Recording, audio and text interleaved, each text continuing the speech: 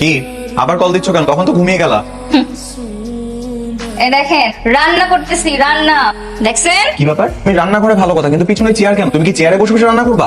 এইটা রান্না করতে করতে যদি মাঝে মধ্যে হাঁপিয়ে যায়, সেক্ষণ দাঁড়িয়ে থাকতে পারি না, নেওয়ার জন্য চেয়ার নিয়ে আসছি। শুয়ে বসে থাকার ধান্দা তোমার?